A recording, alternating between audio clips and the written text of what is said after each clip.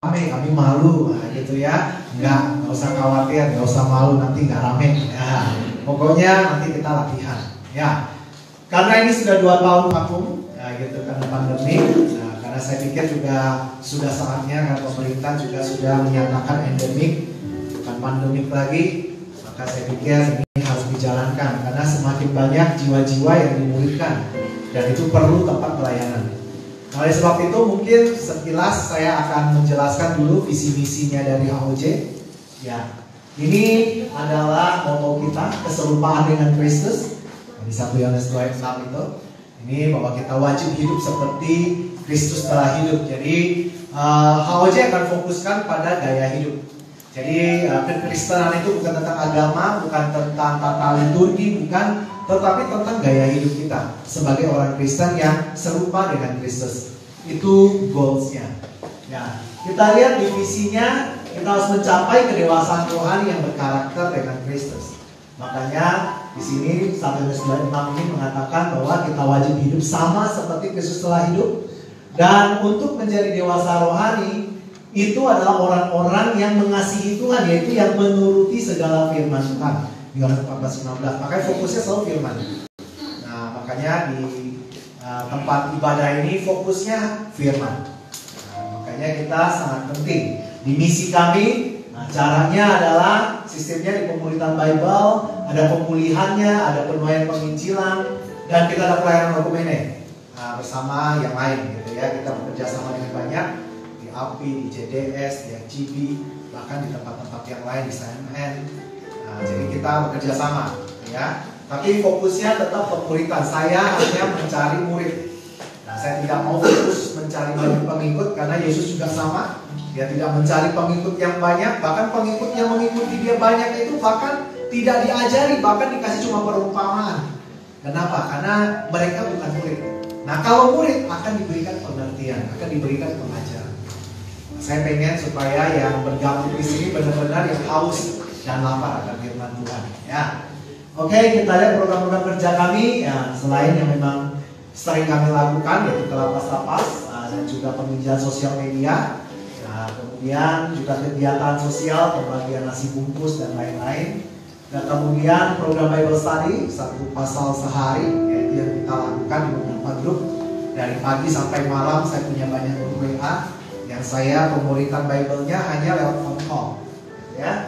Nah, kemudian untuk pelepasan, baptisan, pernikahan semua kita lakukan, serta pelayanan-pelayanan ke gereja-gereja lain khususnya di daerah-daerah. Bulan lalu kami ke Kalimantan Barat, ke dusun-dusun, 15 dusun, dan di sana bagaimana benar-benar kita saksikan apa yang seperti Yesus bilang, banyak yang tidak ada gembalanya, domba-domba yang tidak ada gembala, yang benar-benar memerlukan pemulihan. Itu kerinduan kami. Itu mungkin sekilas. Dan ini adalah yang jadi tim inti kami. Jadi nomor telepon ini bisa dihubungin kalau ada yang ingin dilayani khusus. Oke, itu sekilas. Dan hari ini saya banyak sukacitanya, terutama murid-murid Bible saya. Nah, ini membawa semua hasil karya mereka. Ini semua gelas-gelas di sini nih. Ini adalah hasil bagaimana mereka belajar tentang iman. Jadi saya ajarkan mereka bahwa orang yang dibaptis dengan benar akan mendapatkan kuasa dari Roh Kudus, juga karunia. Nah, bagaimana membuktikannya kuasa? Nah, disinilah proses cara mereka belajar. Nah, ini adalah hasil bahwa semua kacang hijau yang mereka berkati, kacang hijau yang cuma taruh di kapas gitu ya, diberkati setiap hari selama 6 hari, hasilnya semuanya tumbuh. Nah, tadinya ada satu tugas yang harus mereka kerjakan, yaitu mengutuk. Nah, mereka bilang, aduh Pak, susah mengutuknya. Nah, gitu ya. Tapi nanti akan belajar ya, akan belajar ya. Jadi ini adalah bukti bahwa orang-orang yang percaya pada Tuhan, yang mengenal Tuhan, itu ketika mendapatkan Roh Kudus pasti punya kuasa. Makanya dalam perkataan, dalam perbuatan, terutama dalam keluarga, jangan sampai kata-kata negatif yang keluar karena punya kuasa, ya kan? Sudah ini setiap hari nanti di rumah anak-anak tumpang tangan doakan yang baik, ya. Mereka ada sesuatu yang mungkin di sekolah kurang baik atau apa, jangan perkataan yang negatif. Jangan bodoh lu, goblok, jangan. Itu jadi itulah yang terjadi. Karena perkataan kalian sekarang punya kuasa. Kalian perkataannya harus punya berkat. Nah gitu ya. Nah kita lihat bagaimana hari ini kita akan belajar. Bagaimana banyak orang berusaha mengenal Tuhan, tetapi tidak berusaha untuk dikenal Tuhan. Banyak orang sampainya hanya tahu, oh Yesus tahu. Setan juga tahu. Ya kan di Alkitab kita baca, setan juga bilang Yesus dari Nazaret saya tahu, saya kenal. Paulus saya kenal. Tapi ada yang nggak dia kenal. Ya gitu ya. Nah kita juga sama, jangan sampai kita hanya mengenal tanpa dikenal. Fokus ujungnya kita menjadi pengikut Kristus adalah kita dikenal. Di dalam Alkitab mengatakan semua yang benar-benar dikenal Allah sebagai anak Allah hanya yang dipimpin oleh Roh Kudus. Roma 8:14. Semua orang yang dipimpin Roh Allah adalah anak Allah. Itu firman Allah. Jadi bagaimana bisa menjadi anak Allah kalau tanpa Roh Kudus? Makanya saya wajibkan semua murid itu dibaptis. Pastikan punya Roh Kudus dulu supaya bisa dipimpin. Ya gitu ya. Karena tanpa itu nggak bisa. Nah hal yang kedua yang kita bisa dikenal, pertama kan harus ada Roh Kudusnya. Karena Roh Kudus itu meterai. Katanya kitab Efesus mengatakan itu meterai yang menjamin kita, jaminan kita. Nah yang kedua itu apa? Adalah yang melakukan firman. Nah di dalam Alkitab kalau kita baca di Matius 7, 21 sampai 23 itu tentang orang yang masuk surga yang mana? Katanya bukan yang berseru-seru, yang berseru kan berarti yang percaya. Karena kalau dia nggak percaya dia nggak mungkin berseru sama Tuhannya. Nah makanya cuma percaya aja nggak cukup, harus melakukan katanya di ayat 21. Bahkan ayat 22 yang sudah melakukan mujizat, bernubuat, orang-orang yang sudah pelayanan lah, yang sudah punya karunia, pasti itu karunia. Karena bernubuat itu karunia, melakukan mujizat itu karunia. Ya, orang berkarunia, tapi kalau tidak melakukan firman, banyak orang punya karunia malah menggunakan karunia itu keuntungan diri sendiri. Banyak loh. Kalau di sini sih nggak ada, di luar sana ya. Orang-orang diberikan karunia untuk cari duit, ada. Cari panggung, ada juga. Ya kan kalau diundang misalnya untuk apalah KKR atau apa, ada syarat-syaratnya misalnya.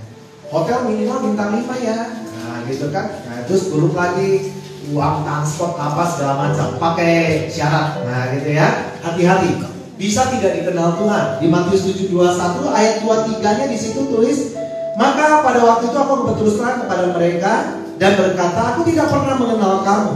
Enyahlah kamu daripadaku, kamu sekalian pembuat kejahatan. Atau kita baca juga di Lukas 13 ayat 25 sampai 27. Di situ juga Yesus mengulang lagi tentang orang-orang di sini malah dibilang gini.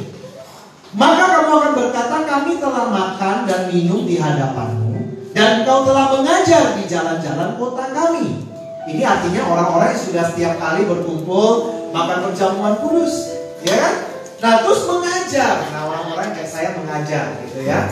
Nah tetapi Tuhan bilang begini, tetapi akan berkata kepadamu, aku tidak tahu dari mana kamu datang. Enyahlah dari pada hadapanku, hai kamu sekalian yang melakukan kejahatan. Ternyata cukup percaya saja enggak. Dan pengertian percaya harus pakai Yohanes 3:36. Barang siapa percaya pada anak, dia akan diselamatkan. Tetapi barang siapa tidak taat pada anak, maka murka Allah tetap padanya. Percaya itu identik dengan ketaatan. Tidak bisa enggak. Makanya saya selalu menekankan bagian belajar Bible, taatlah. Memang gak gampang, semua ada proses. Roh Kudus yang pimpin kita. Sampai saatnya kita akan mencapai kedewasaan rohani. Semua ada cobaannya, ada ujiannya. Dan ketika diproses Tuhan gak enak, sakit. Ya, jangan sampai gini, kita ketika mengenal Allah, kita datang dengan iman bertransaksi. Nah gitu ya. Wah katanya ikut Yesus itu mah enak, diberkati. Ya, berkat Tuhan yang paling yang paling utama adalah penyertaan Tuhan. Di mana Tuhan menyertai kita, pasti semua macam berkat ada kita dapat. Ya kan? Perlindungan pasti ada, berkat dunia pasti ada, berkat rohani, kuasa, mujizat, karunia, semua pasti ada kalau Tuhan menyertai. Ya kan? Itulah berkat Tuhan yang paling utama. Jangan kita datang dengan iman transaksional. Artinya kita datang bertransaksi dengan Tuhan. Tuhan, aku datang nih hari ini kasih persembahan, saya rajin doa, saya pujian penyembahan. Tolong dong bukakan pintu-pintu langit. Kita ini bukan bertransaksi dengan Tuhan. Kita datang karena kita hutangnya terlalu banyak pada Tuhan. Kesaksian-kesaksian tadi menggugah sekali. Itu tanda kalian mengalami kasih Tuhan. Saya juga sama, teman-teman saya yang sepelayan juga sama, mengalami itu. Makanya mau sekarang ngapain sih capek-capek, ya kan? Siapin waktu, siapin dana, siapin tempat dan lain-lain. Aduh, luar biasa, tadinya Sabtu Minggu saya bisa jalan-jalan, ya kan? Saya dulu malah sibuk, harusnya banyak usaha, ngapain saya tinggalin gitu. Usaha yang bagus gitu, sekarang malah ada 50 cabang lagi saya dengar dari saudara-saudara saya. Buat apa saya tinggalkan? Karena terlalu banyak utang saya pada Tuhan. Itu yang saya alami. Dan saya senang Tuhan kirimkan murid-murid yang ngalamin juga. Nah, sehingga kami bisa bertumbuh. Saya harap kita semua hari ini semuanya ngalamin. Punya iman yang mengalami Tuhan. Bukan iman transaksional. Kalau transaksional kita nggak akan betah, tidak akan lama. Kenapa? Zaman pandemi banyak yang iman transaksional itu meninggalkan Tuhan. Kenapa? Masa sulit itu. Makanya hari ini kita harus tahu, orang yang dikenal Tuhan minimal jangan sampai menjadi musuhnya Tuhan. Nah, siapa sih musuhnya Tuhan? Saya mau baca di Roma 8 ayat 7. Sebab keinginan daging adalah perseteruan terhadap Allah, karena dia tidak takut pada hukum Allah. Hal ini memang tidak mungkin baginya. Orang yang masih ingin keinginan daging menempatkan dirinya jadi musuh Allah. Hati-hati, kalau menjadi musuh Allah gak bakal menang menyerah. Saya sudah ngalamin di masa lalu saya. Nah, jadi semua yang ngalamin pasti tahu apa sih perbuatan daging. Nah, kita bisa baca di Galatia 5 ayat 19-21. Perbuatan daging itu nyata: percabulan, kecemaran, hawa nafsu, penyembahan berhala, sihir, perseteruan, perselisihan, iri hati, amarah, mementingkan diri sendiri, percideraan, roh pemecah, kedengkian, kemabukan, pesta pora, dan lain-lain. Nah, kalimat ini yang kita harus perhatikan, bahwa barang siapa melakukan hal-hal demikian, ia tidak akan mendapat bagian dalam kerajaan Allah. Jadi bukan masalah sudah dibaptis atau tidak, tetapi masalahnya masih suka daging apa enggak. Nah, itu kita wajib menyalipkan. Disitulah visinya kami, yaitu mencapai keserupaan Tuhan itu, yaitu dengan dewasa rohani. Orang-orang dewasa rohani pasti bisa menyalipkan kedagingan. Jangan lagi kita tiap hari berdoa minta berkat Tuhan, tapi kita masih menikmati kedagingan. Nah, misalnya kalau orang yang masih berselingkuh misalnya, Tuhan berkati saya. Lah gimana kita mau diberkati kalau masih melakukan kedagingan? Atau usaha dengan cara nggak benar, masih tipu sana sini. Nah, ya kan, ketentuan-ketentuan aturan ditabrak dulu, nah gitu ya, kayak dulu saya begitu. Saya aturan pajak, saya langgar misalnya. Itu ketentuan harus kita taat. Tuhan berjanji kalau kita taat pada syaratnya, maka berkat akan mendatangi kita. Nah, kita lihat ya, ayatnya di mana? Kita bisa baca di Ulangan, kitab Ulangan 28 ayat 1 dan 2. Jika engkau baik-baik mendengarkan suara Tuhan Allahmu dan melakukan dengan setia segala perintah yang kusampaikan kepadamu pada hari ini, maka Tuhan Allahmu akan mengangkat engkau di atas segala bangsa di bumi. Segala berkat ini akan datang kepadamu dan menjadi bagianmu jika engkau mendengarkan suara Tuhan Allahmu. Ternyata berkat bersyarat. Dan kita kalau taat, maka berkat itu akan mendatangi. Begitu juga dengan kutuk, sama. Di perikop ini, di ayat 28 ini, di perikopnya yang di ayat 15, itu juga menjelaskan tentang kutuk, yang juga akan mendatangi kita kalau kita masih melakukan kedagingan. Makanya kutuk dan berkat itu pilihan. Kita dikenal Tuhan atau enggak tergantung kita milih. Nah, kita lihat di Ulangan 11 ayat 26 dan 28. Di situ bisa gini. Lihatlah, aku memperhadapkan kepadamu pada hari ini berkat dan kutuk. Berkat apabila kamu mendengarkan perintah Tuhan Allahmu yang kusampaikan padamu hari ini, dan kutuk jika kamu tidak mendengarkan perintah Tuhan Allahmu dan menyimpang dari jalan yang kuperintahkan kepadamu pada hari ini dengan mengikuti Allah lain yang tidak kamu kenal. Hati-hati. Ternyata kalau kita mau dikenal Tuhan, pastikan firman Tuhan yang kita lakukan. Lalu apa sih yang harus menjadi dampak ketika kita tidak melakukan itu. Salah satunya adalah doa terhalang. Nah, kadang banyak orang masih telepon saya, Pak, kenapa saya sudah capek-capek berdoa masih belum dikabulkan ya? Saya terima kasihnya Yesaya 59 ayat 1 dan 2. Yesaya 59 1 2 mengatakan demikian. Sesungguhnya tangan Tuhan tidak kurang panjang menyelamatkan, pendengarannya tidak kurang tajam untuk mendengar. Tetapi yang merupakan pemisah antara kamu dan Allahmu adalah segala kejahatanmu, dan yang membuat dia menyembunyikan diri terhadap kamu sehingga ia tidak mendengar adalah segala dosamu. Simple. Masih punya dosa? Nah, tinggal cek aja, berkatmu lancar nggak? Berkat nggak lancar, cek dulu. Ini karena tindakan saya memilih kejahatan. Oh, ini karena tindakan saya masih ada dosa yang belum selesai. Jangan sayangkan sampah, karena ketika ada sampah berkat Tuhan nggak bisa datang. Bersihkan sampah-sampahnya, maka kamu akan. Saya ngalamin, teman-teman saya mengalami. Makanya kami melakukan pemuritan. Pemuritan itu mentransfer apa yang kami alami supaya orang lain mengalami hal yang sama. Kenapa ini namanya House of Joy? Karena ini rumah sukacita. Saya harapkan orang yang datang ke sini mengalami sukacita yang kami alami. Nah gitu. Kami sudah mengalami penderitaan dulu karena perbuatan dosa. Tapi ketika bertemu Tuhan, berjalan dalam firman-Nya, itu enak banget. Saya nggak bilang berkelimpahan, nggak cukup aja. Tapi damai sejahtera, nah itu. Kadang ada orang yang banyak duit, tapi nggak tenang hidupnya. Banyak, ya. Banyak orang kaya bunuh diri, banyak artis bunuh diri juga banyak. Kenapa? Nggak ada damai, ya kan? Ada aja khawatirnya. Nah, kalau hidup dalam firman Tuhan, damainya luar biasa. Lagi nggak ada duit pun damai loh, bisa. Saya sih ngalamin. Saya setiap hari ada aja yang minta bantuan, masih ada. Tapi apakah saya selalu punya kelimpahan untuk membantu? Enggak sebenarnya gitu. Cuma saya nggak mau kalau selama saya masih mampu berapa bagian yang bisa dia minta, saya minta bantuan 300.000 dong. Saya mampunya kasih 100, saya kasih 100. Bukan berarti saya punya lebih, enggak. Nanti saya juga mikir juga saya gimana ya. Tapi saya yakin Tuhan saya tidak pernah berhutang. Dia selalu membantu saya mencukupkan. Itu hidup saya, day by day. Bisa tanya istri saya. Dulu pernah, jadi kami ini punya masalah dulu, masih di awal-awal kami bingung bagaimana pengelolaan uang. Nah gitu ya. Ketika saya pegang uang semua, dia protes gitu ya. Kamu banyak kasih orang gitu. Akhirnya saya ganti, dia yang pegang gitu kan. Ternyata dia baru tahu, ternyata tiap kali kamu lakukan ini bisa minus ya. Iya. Nah, terus gimana caranya? Akhirnya dia udah lu aja yang pegang. Gitu ya. Jadi banyak hal yang harus kita alami bersama Tuhan. Enggak gampang, tapi bisa. Asal kamu yakin, ada nggak Tuhan? Ada nggak Roh Kudus di dalam diri kita? Sudah belum kita benar?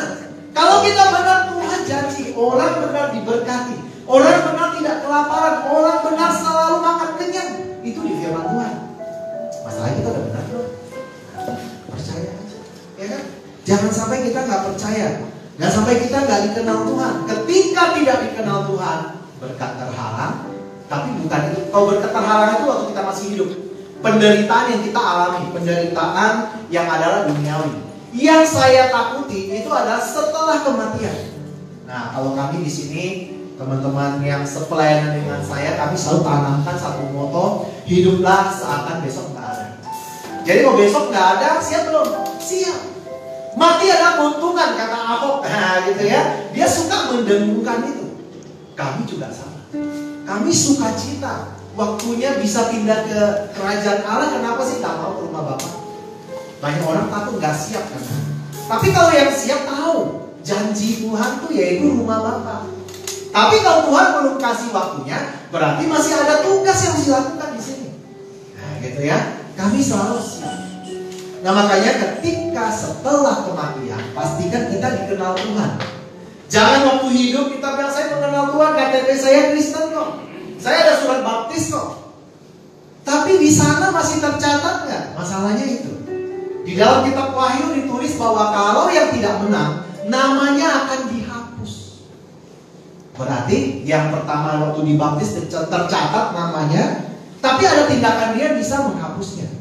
Nah gitu ya. Nah saya mau kasih ayat-ayat tentang bagaimana kalau kita mengeraskan hati tidak mau bertobat. Selain di dunia tadi, doa tidak didengar, berkat terhalang, kutuk datang. Kutuk tuh sampai berapa turunan. Nah gitu ya. Nah, yang lain adalah tentang ini. Yohan tadi Lukas 13 ayat 3. Saya suka ayat ini. Kenapa? Karena di dalam perikop yang sama, di dua ayat yang sama, diulang kalimat yang sama. Nah gitu. Lukas 13 ayat 3 dan ayat 5 persis sama. Tuhan Yesus mengulang 2 kali. Tapi di dalam Alkitab, kata dasar yang difokuskan pertobatan itu banyak, ratusan kali. Nah, tetapi di pasal ini, perikop ini, dia khusus ngomong begini. Lukas 13 ayat 3 dan 5. Tidak, kataku kepadamu, tetapi jikalau kamu tidak bertobat, kamu semua akan binasa atas cara demikian. 2 kali ayat 3, ayat 5 sama persis. Fokusnya bukan tentang yang sudah dibaptis atau enggak. Tulisnya yang tidak bertobat. Sedangkan Yohanes bilang, baptisan air adalah baptisan tanda pertobatan. Jadi kalau kalian baptis tanpa mau bertobat, cuma mandi aja, nggak ada fungsinya. Tapi kalau dibaptis benar-benar mau hidup pertobatan, kamu tidak akan mengalami kebinasaan. Harus hati-hati. Makanya di Yohanes 3 ayat 36, barang siapa percaya pada anak, dia akan beroleh hidup yang kekal. Tetapi barang siapa tidak taat pada anaknya, dia tidak akan melihat hidup, melainkan murka Allah tetap ke atasnya. Nah, jangan sampai murka Allah tetap di atas kita.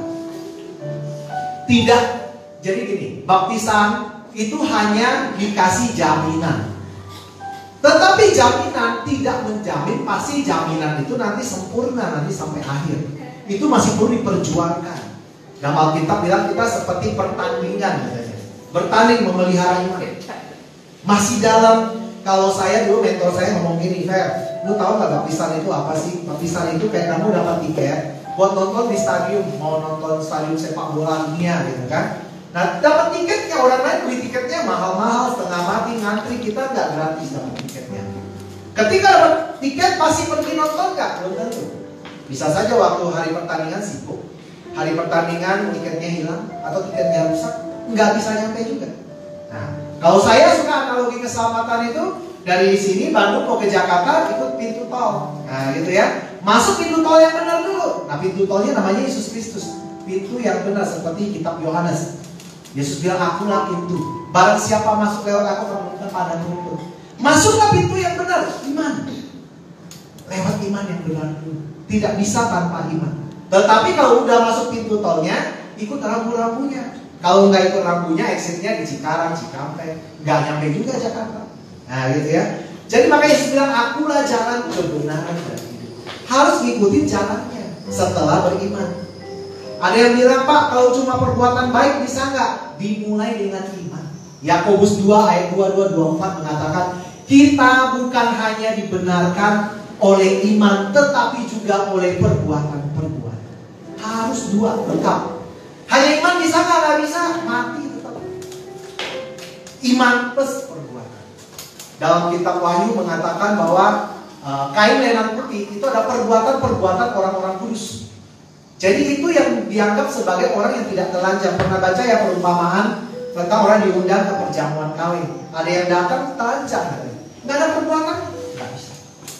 Hari ini saya hanya ingin fokus tentang hal ini karena CNC House of Joy ini fokusnya itu tentang memiliki kedewasaan rohani dengan karakter, bahwa kita sudah hidup dalam pertobatan, kita sudah dipimpin oleh Roh, kita sudah tinggal dalam firman.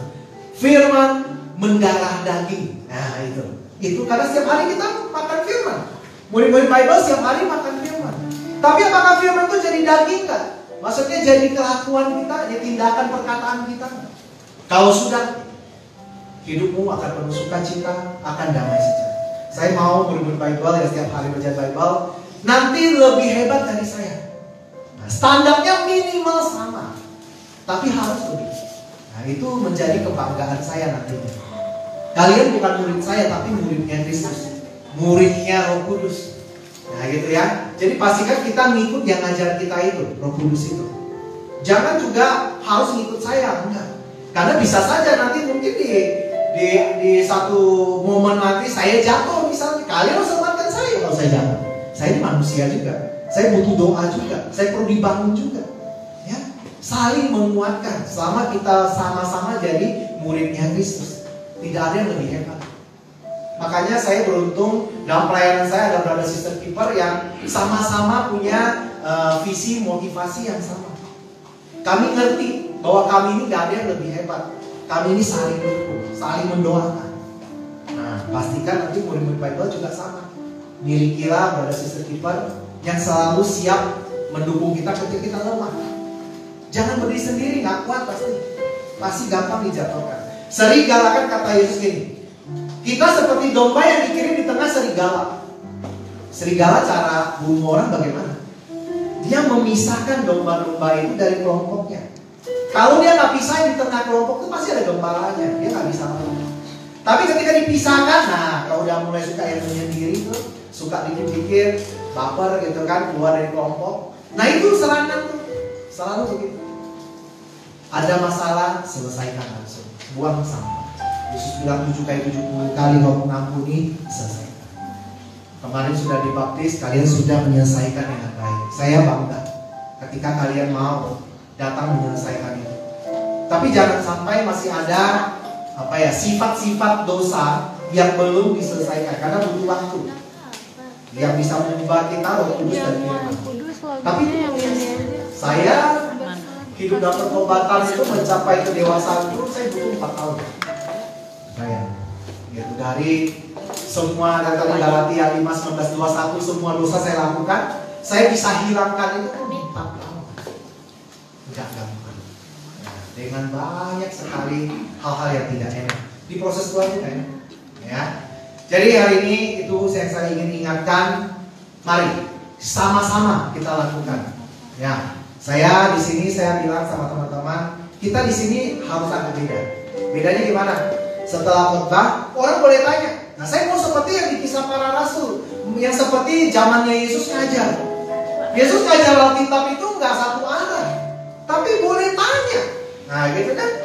Nah, disitulah saya pengen nanti di sini semua boleh tanya. Hari ini setelah firman ini boleh tanya. Setelah tanya, kalau saya bisa jawab, saya jawab. Yang nggak bisa jawab, nanti saya cari tahu jawabannya. Nah, gitu ya. Saya juga bukan superhero yang pasti ngerti semua, ya. Tapi ya mudah-mudahan saya bisa menjawab semua. Yang penting ada dasar firman-Nya. Itu yang penting. Nanti setelah ini saya juga memberikan waktu setelah nanti doa berkat.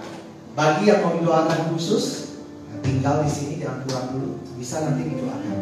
Ya. Setiap kali kita ibadah pasti ada doa untuk pemulihan. Nah, gitu ya. Dan hari ini juga ada perjamuan kudus. Setiap kali kita ada pertemuan, saya harapkan juga bisa kita perjamuan kudus. Karena itu diajarkan oleh Yesus di setiap ibadah. Oke, nah sampai di sini nih. Sekarang ada yang mau tanya dulu. Nah, gitu. Silakan. Karena saya pengen datang di sini tuh belajar. Saya belajar, kalian juga belajar. Saya belajar di pertanyaan. Nah, gitu ya. Saya selama ini pemuritan di sosial media itu tanya jawab orang, sehingga saya banyak belajar.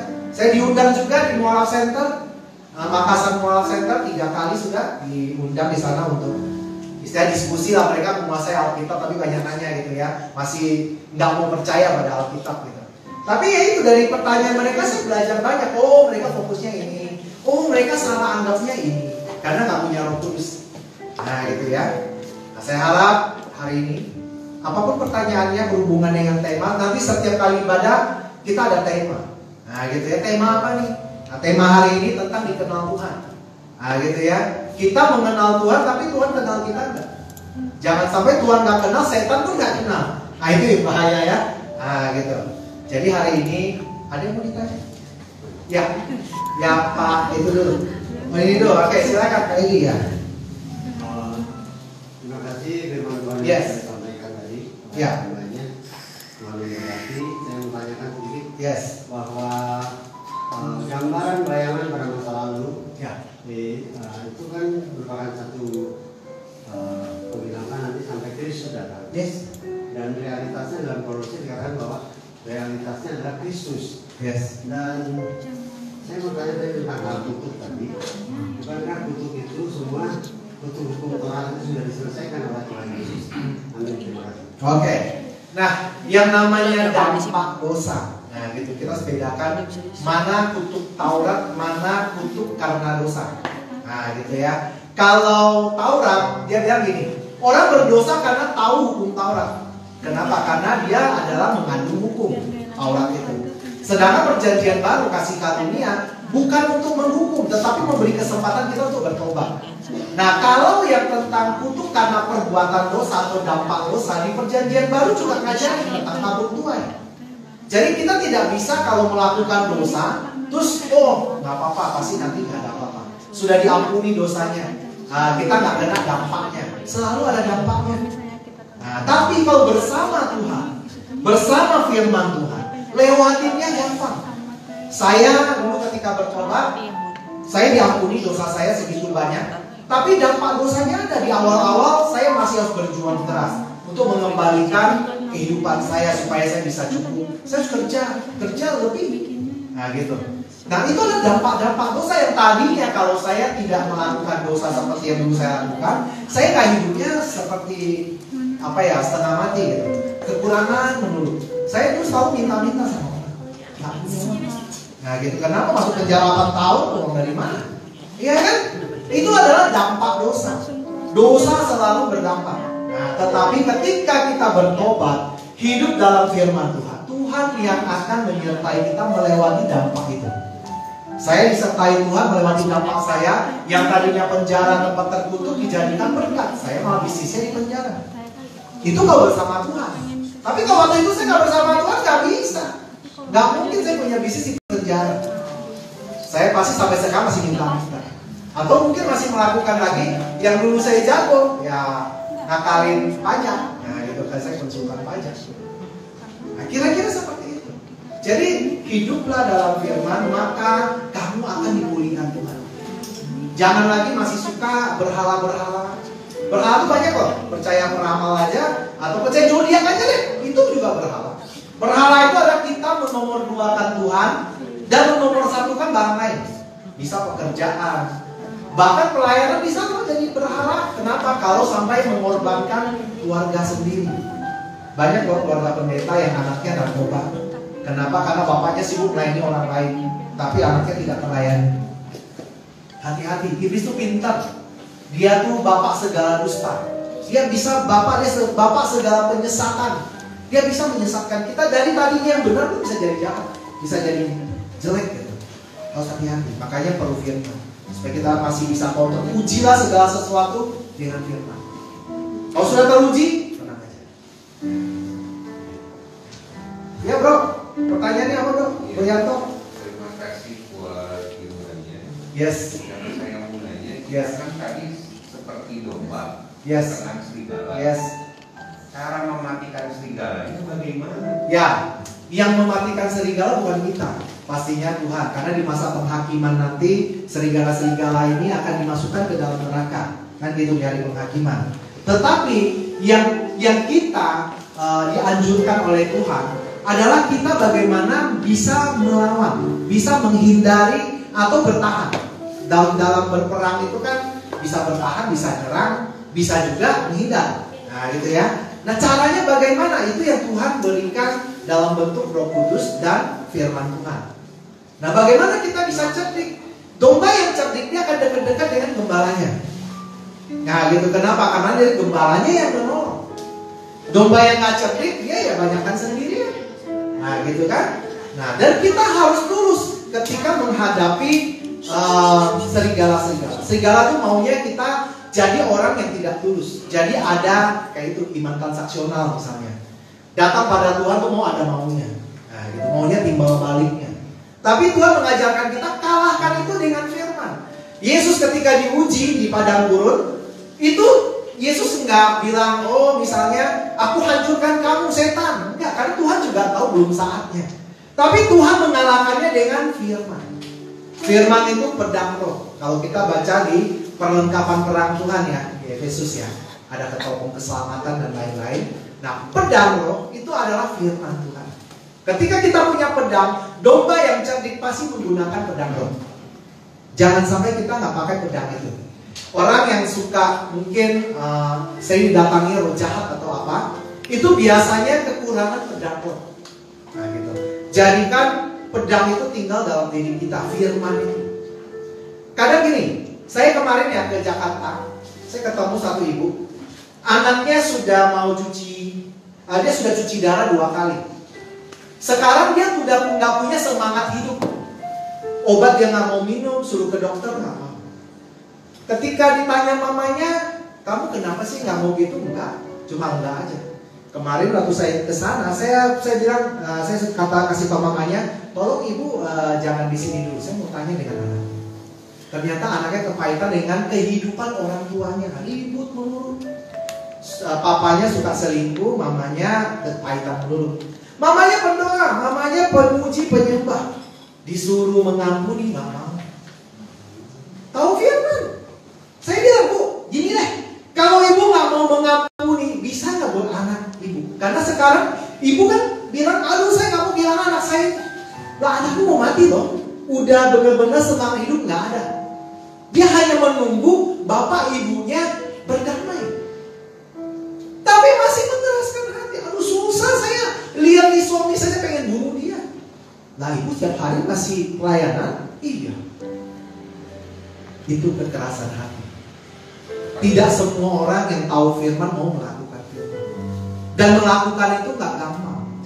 Kita benar-benar menyalipkan kedagingan itu ya. Karena tadi kedagingan ada satu perselisihan, amarah, ya kan?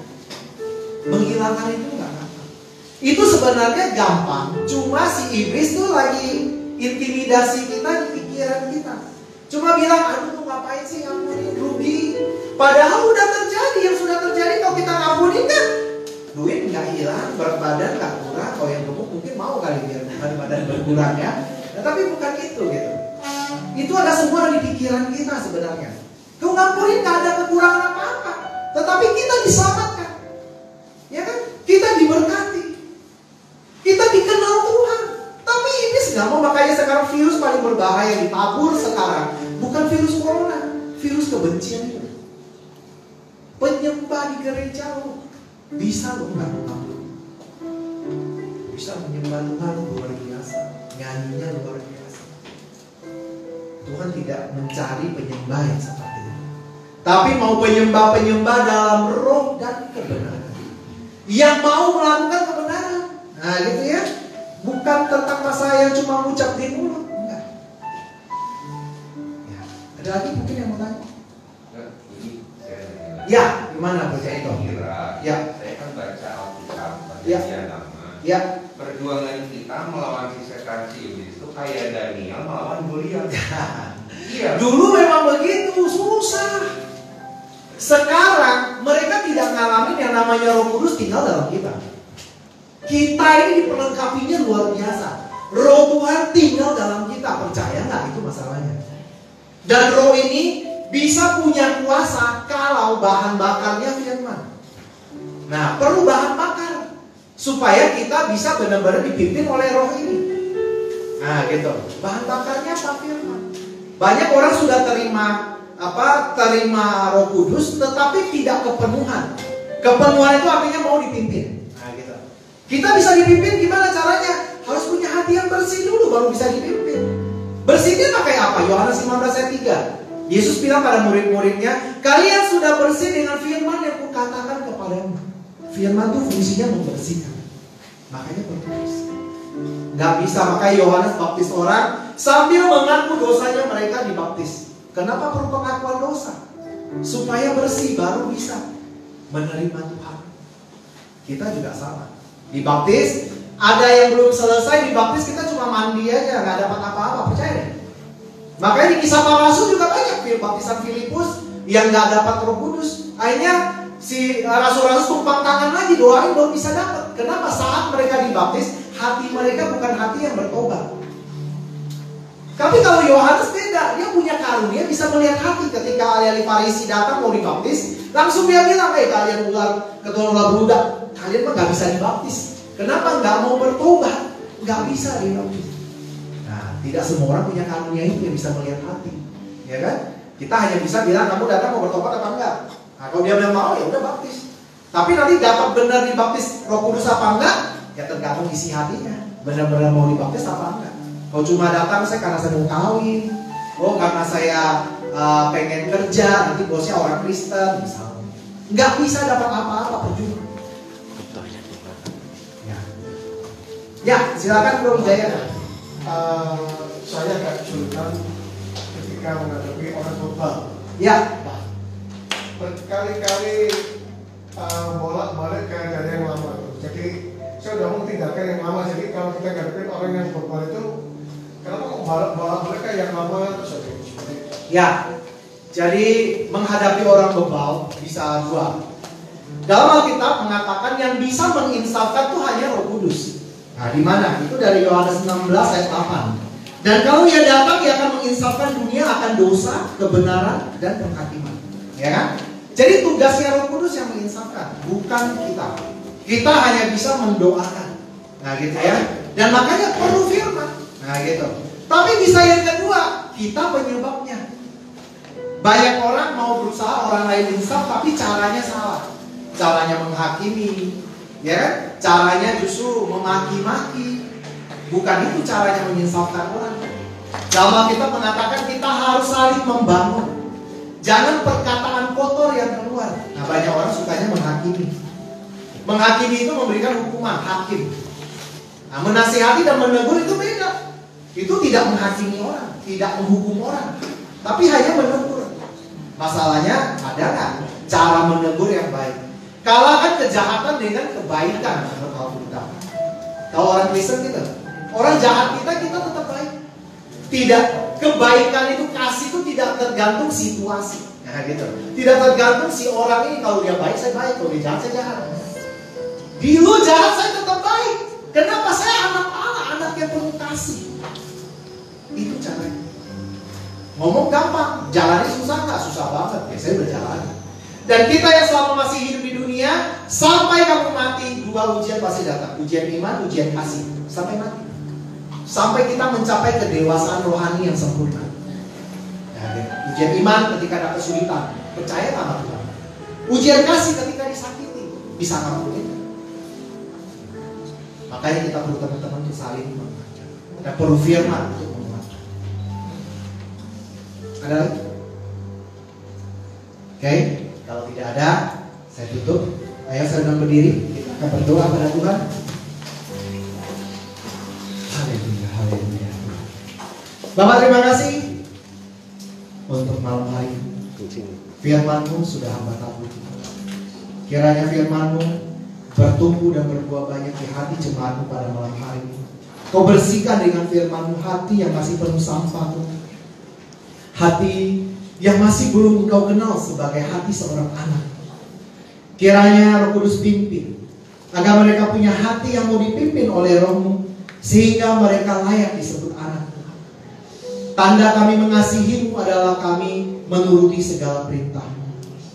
Dan ketika kami menuruti perintah-Mu, maka berkat-Mu menjadi maksimal dalam hidup kami, terutama penyertaan-Mu dalam hidup kami, Tuhan. Itu yang kami perlukan, Tuhan. Penyertaan-Mu, Tuhan. Ketika Engkau berada dalam kami, siapa lawan kami, Tuhan? Oleh sebab itu, kiranya Tuhan mau tinggal dalam kami.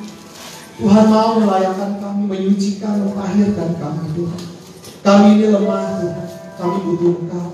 Kami tidak bisa tanpa. Oleh sebab itu, Roh Kudus, berikan kebenaran, berikan sukacita, berikan damai sejahtera. Dalam nama Tuhan Yesus.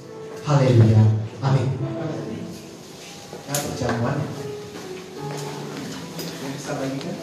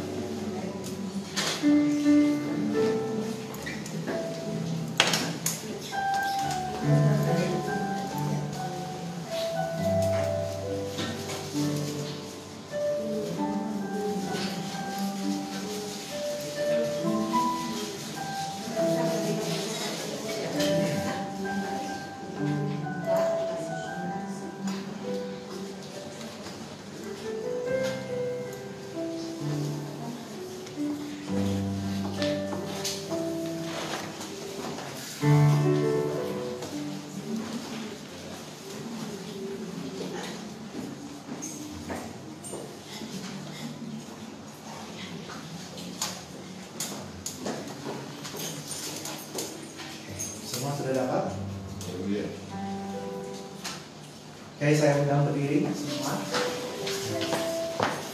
Mari kita berdoa dulu mempersiapkan diri kita sebelum kita menyantap perjamuan kudus ini. Karena kita harus dalam keadaan kudus dalam menyantap perjamuan ini. Mari kita bersama dalam doa. Bapa, terima kasih untuk kesempatan malam hari ini untuk kami bisa menyantap tubuh dan darah. Kau berkati, kau sucikan roti dan anggur yang sedang dibagikan ini.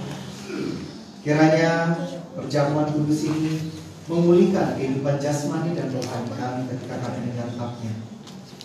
Kami juga minta untuk Tuhan mengampuni segala dosa kesalahan kami, agar kami layak dalam menerima perjamuan kudus ini, Tuhan. Kiranya berkat-Mu, sukacita damai sejahtera yang kami alami ketika kami menyantap perjamuan ini. Terima kasih Tuhan. Dalam nama Tuhan Yesus. Mari kita siapkan roti yang sudah dibagikan. Sebab apa yang telah kuteraskan kepadamu telah kuterima dari Tuhan, yaitu bahwa Tuhan Yesus pada malam waktu Dia diserahkan mengambil roti, dan sesudah itu Ia mengucap syukur atasnya, Ia memecah-mecahkannya dan berkata, inilah tubuhku yang diserahkan bagi kamu. Perbuatlah ini menjadi peringatan akan aku. Mari kita santap tubuh Kristus dalam nama Tuhan Yesus.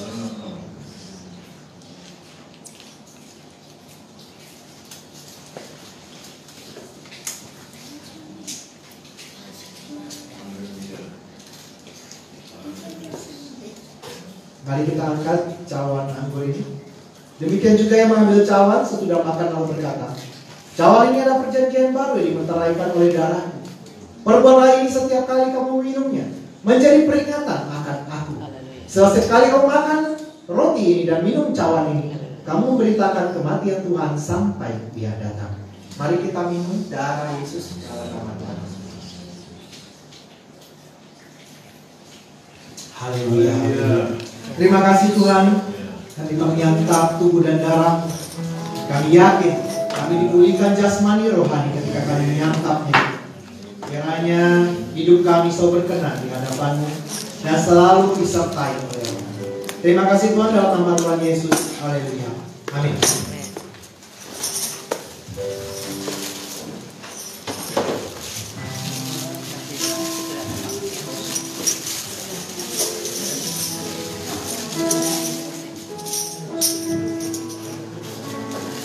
Baik, Bapak Ibu Saudara yang dikasihi Tuhan, sekarang kita akan bersatu kembali untuk kita mempersiapkan persembahan kita. Diundang untuk Joy dan temannya untuk meminta pengajian.